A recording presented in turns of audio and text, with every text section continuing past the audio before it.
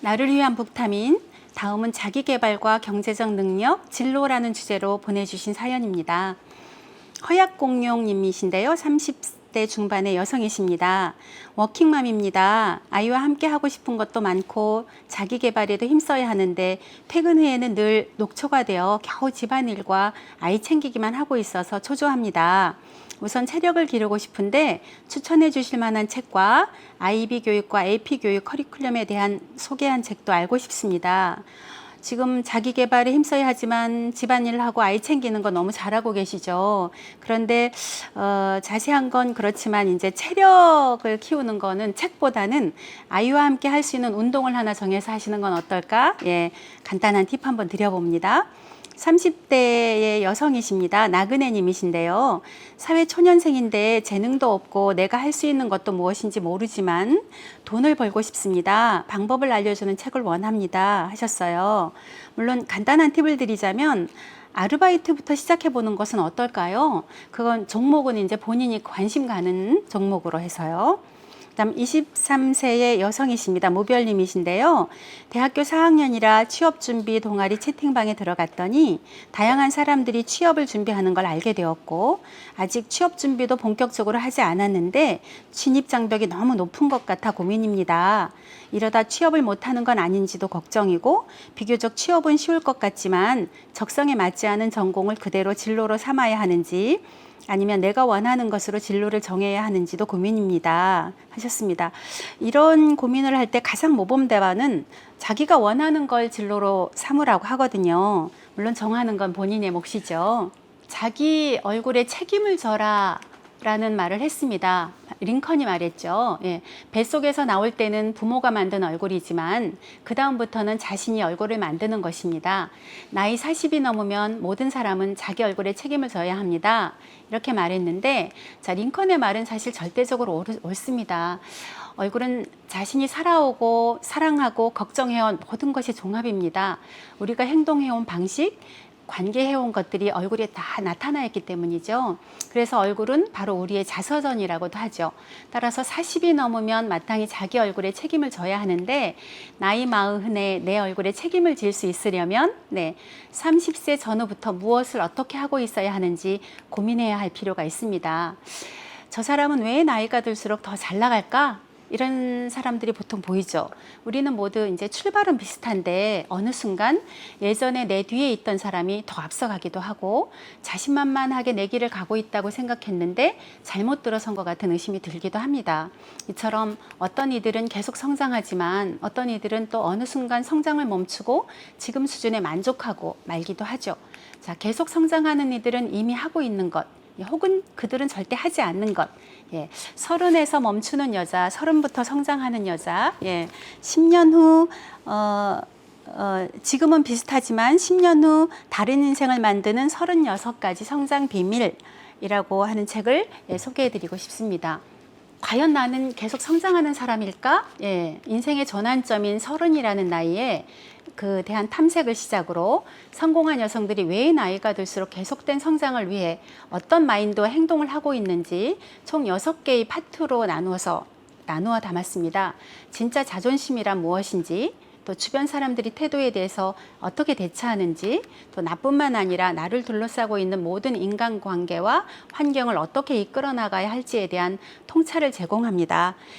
이 저자 아리카 마요미는 30에서 멈추는 여자, 30부터 성장하는 여자를 비롯해서 이제 굉장히 여러 권의 책을 집필을 했는데요.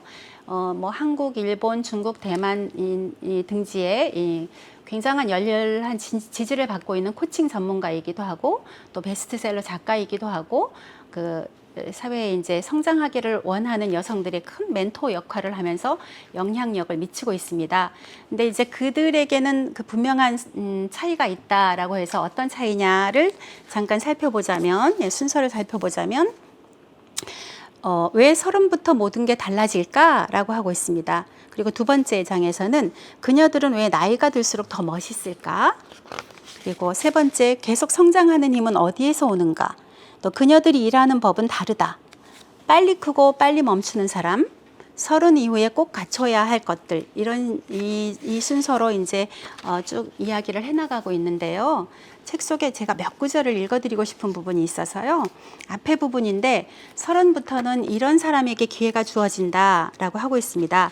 서른부터 인정받고 성장하는 사람이 되기 위한 조건 중에 하나는 기회를 움켜쥐는 것입니다. 신기하게도 20대에는 잘 찾아오지 않던 제안들이 서른 전후에는 여러 가지로 들어옵니다.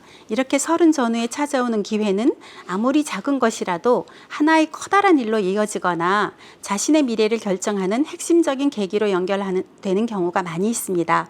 사람들은 보통 기회는 어느 날 갑자기 나타나는 것이지 내가 찾아 나서는 것은 아니라고 생각합니다. 하지만 사실 기회의 순간은 스스로 마음먹기에 달린 것으로 내가 먼저 끌어당기는 것이 가능합니다. 라고 하고 있고요. 여기에서 이제 영국 속담, 기회의 신은 앞머리밖에 없다라고 하면서 기회를 잡아당기는 걸 강조하고 있고요. 그다음에 서른까지는 성장 가능한 것만 생각하라 라고 이제 제목을 가지고, 서른 이전까지는 옮겨 다니는 시기입니다.